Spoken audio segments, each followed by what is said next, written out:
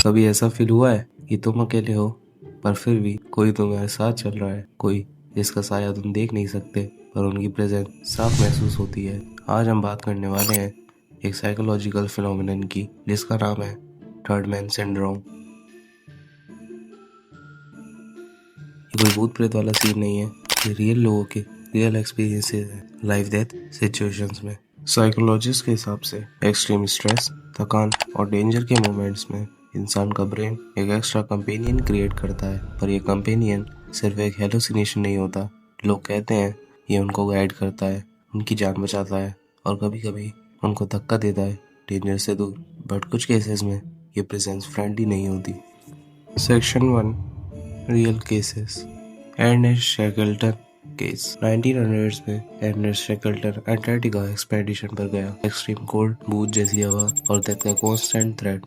एक वक्त पर टीम बिल्कुल टूट चुकी थी, लेकिन बाद में शेकल्टन ने अपनी डायरी में लिखा, हमें पूरा टाइम लग रहा था कि एक और आदमी हमारे साथ चल रहा है। टीम के तीनों मेंबर्स ने सेम चीज फील की, एक इनविजिबल कंपेनियन, एक शैडो जैसा गाइड जो उनको सही डायरेक्शन में ले जा रहा था। पर जब बाद में हेड काउंट किया तो वो फोर्थ पर्सन कभी एग्जिस्ट ही नहीं करता।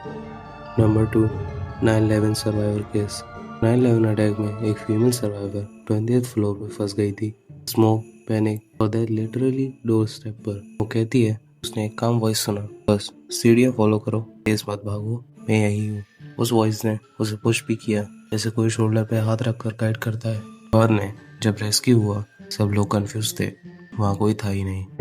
Number 3, Everest climbers case. Mount Everest के क्लाइंबर्स बहुत बार एक स्ट्रेंज प्रेजेंस फील करते हैं। एक क्लाइंबर ने बोला, लगता है कोई मेरे पीछे चल रहा है, बिल्कुल मेरे पेस पर जहाँ मैं रुकता वो भी रुक जाता है। एक्सट्रीम ऑल्टीट्यूड, कम ऑक्सीजन और आइसोलेशन, ब्रेन कुछ और ही मोड में चला जाता है। पर यह प्रेजेंस फ्रेंडली होती है या सिर्फ सरवाइव करवाने की एक ट्रिक। अब हम बढ़ते हैं सेक्शन 2 की तरफ, जिसका नाम है science plus psychology. Number 4, brain survival split. Scientist कहते हैं कि ये प्रेजेंस एक्चुअली हमारा ब्रेन का एक स्प्लिट वर्जन होता है। एक पार्ट पैनिक होता है, दूसरा पार्ट सर्वाइवल मोड ऑन करता है। कभी कभी वो सर्वाइवल वॉइस को हम रियल इंसान जैसा फील करते हैं। Discussion theory. और एक और थ्योरी कहती है कि जब इंसान ज़्यादा स्ट्रेस में होता है वो रियलिटी से थोड़ा डिटैच हो जाता है। इस मोमेंट में ब्रेन का एक गार्डियन सेल्फ एक्टिवेट करता है, एक सबकॉन्शियसनेस गाइड, एक इमेजिनरी एक्सट्रीमली रियलिस्टिक हेल्पर। पर ये हेल्पर कभी कभी डार्क भी हो जाता है। अब हम बढ़ते हैं अपने सेक्शन 3 की तरफ, जिसका नाम है the dark side. When the presence turns evil. सब एक्सपीरियंसेस पॉजिटिव नहीं होते। कुछ लोग कहते हैं उनको फील होता है कोई उनके पीछे चल रहा है, पर हेल्प नहीं कर रहा, सिर्फ देख रहा है, वॉचिंग, वेटिंग। एक ट्रैकर ने बोला, मैं अकेला था पर मुझे हर 10 सेकंड में लगता कोई मेरे कान के पास सांस ले रहा है। Scientific explanation 0। ये पार्ट अभी तक अननोन है। Section 4, modern day. Today's report. आज भी solo travellers, night shift workers और इवन डीप सी डाइवर्स ये प्रेजेंस फील करते हैं। कोई फुटस्टेप सुनता है, कोई विस्पर, कोई गाइडिंग वॉइस, और जब वो पलट के देखते हैं खाली हवा। तो क्या थर्ड मैन सिंड्रोम से ब्रेन का ट्रिक है या कुछ और? क्या इंसान जब अकेला होता है उसका माइंड एक इनविजिबल कंपेनियन क्रिएट करता है, या फिर हम सच में अकेला कभी होते ही नहीं है?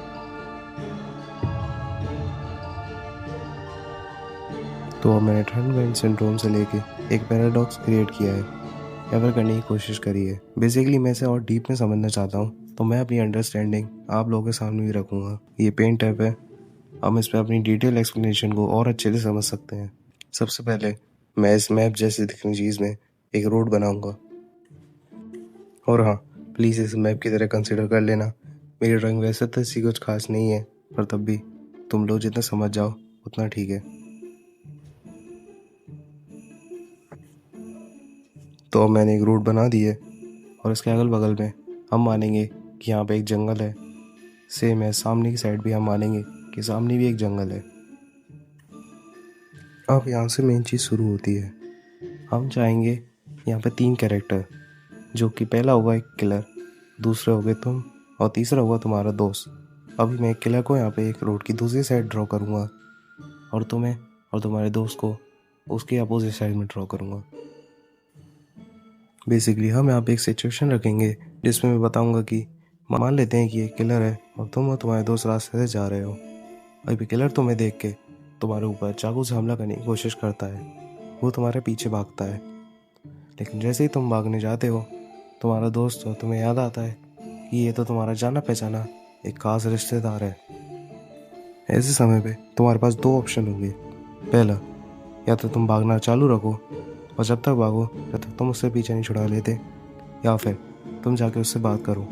अब ऐसे में बात ये है कि तुम्हारा ब्रेन क्या डिसाइड करेगा। तो अब मैंने भागना शुरू करा है, तुम और तुम्हारे दोस्त, लेकिन तुम्हारा दोस्त थक जाता है पर किलर तब भी तुम्हारे पीछे आ रहा है। तो ऐसे में थर्ड मैन की तरह उसकी shadow, basically third man syndrome की बात होती है कि कोई तुम्हारे संग चल रहा है वगैरह वगैरह, तुम होगे, जो कि एक और स्ट्रेंज बात है। ये थर्ड मैन सिंड्रोम से बिल्कुल अलग काम करेगा। लेकिन अब हम दूसरा ऑप्शन चूज़ करते हैं। तुम जाते हो उससे बात करने के लिए, लेकिन तब तो समझ में आता है कि वो तुम्हारी बात सुनने को तैयार नहीं है। ऐसे में तुम फिर से दूसरे ऑप्शन की तरफ जाते हो, कि ये भागना।